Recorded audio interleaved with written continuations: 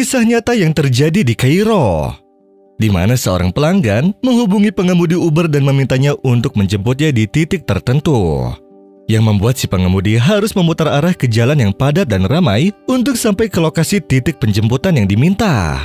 Dan si pengemudi pun tiba di lokasi serta mendapati si pelanggan sedang berdiri di depan sebuah apartemen. Si pelanggan pun membuka pintu belakang dan masuklah seorang anak kecil ke dalam mobil tersebut. Lalu pria itu duduk di samping si pengemudi dan berkata kepadanya, "Antar aku ke rumah sakit nomor 57357.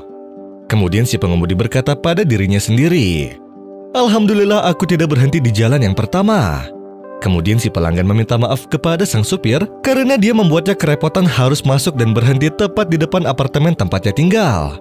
Lalu si pelanggan juga berkata kepada si pengemudi, "Anakku telah mengambil cuti sekolah selama beberapa hari karena sakit." Kemudian si pengemudi itu tersenyum dan berkata kepada si pelanggan, "Jika aku bisa membawa mobilku ke tempat tidurnya, maka aku akan melakukannya." Si pengemudi dan si pelanggan pun terus berbicara sampai mereka tiba di depan rumah sakit tersebut, yang kemudian si pengemudi berkata, "Perjalanan ini adalah hadiah dariku untukmu. Semoga anakmu lekas sembuh." Namun si pelanggan menolak dan bersikeras bahwa ia ingin memberikan hak kepada si pengemudi dan ia tahu bahwa jumlah yang diperlukan adalah 70 pound. Si pelanggan pun mengeluarkan 200 pound dan memberikannya kepada si pengemudi dan memberi sisa kembaliannya. Bahkan dia meminta maaf kepada si pengemudi tentang kurang cukupnya uang tersebut. Lalu si pengemudi berkata kepadanya, "Baiklah, ketika engkau ingin kembali ke rumahmu, maka hubungilah aku agar aku dapat mengantarmu kembali." Dan setelah itu dia mengembalikan uang tersebut, tetapi si pelanggan masih bersikeras untuk memberikan hak si pengemudi tersebut.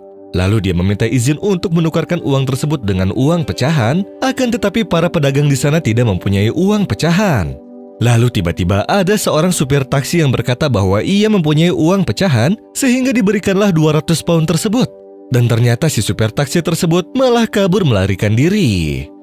Si pengemudi itu pun melihat apa yang terjadi, dan dia ingin mengejar si supir taksi jahat tersebut, akan tetapi dia takut si pelanggan akan mengira bahwa dia telah menculik putranya. Kemudian dia pun melihat pelanggannya yang bersedih karena musibah tersebut, dan ia pun duduk menangis di trotoar sembari berkata kepada Robnya, "Aku mohon padamu ya Allah, aku tak kuat menahan beban ujian ini." Si pengemudi itu pun mencoba untuk menenangkan si pelanggan tersebut dan memintanya agar bersyukur bahwa musibah tersebut hanya terjadi pada uangnya saja. Namun si pelanggan tersebut berkata, "Ini adalah sisa uangku yang terakhir, dan uang ini juga harusnya menjadi bayaranmu yang telah mengantarkanku, dan aku juga ingin membelikan anakku mainan dengan uang tersebut." Dan pada saat itu juga, tiba-tiba seorang laki-laki turun dari mobil mewah dan mengamati situasi. Lalu dia pergi menghampiri pria itu dan memasukkan sejumlah uang ke dalam sakunya. Lalu dia pun pergi dengan cepat membawa mobilnya dan tidak mengatakan sepatah kata pun kepada si pria tersebut. Si pria itu pun bertanya kepada si pengemudi tentang laki-laki asing itu, apakah dia mengenalnya. Namun si pengemudi pun menjawab dalam hatinya bahwa itu adalah pertolongan Allah yang tidak pernah disangka-sangka. Lalu ia tertawa bercanda sambil berkata kepada si pelanggan tersebut, "Ayo kita kembali ke mobil dan menghitung uang tersebut." Si pelanggan itu pun menghitung kembali jumlah uang tersebut, dan ternyata uang tersebut berjumlah 2.500 pound.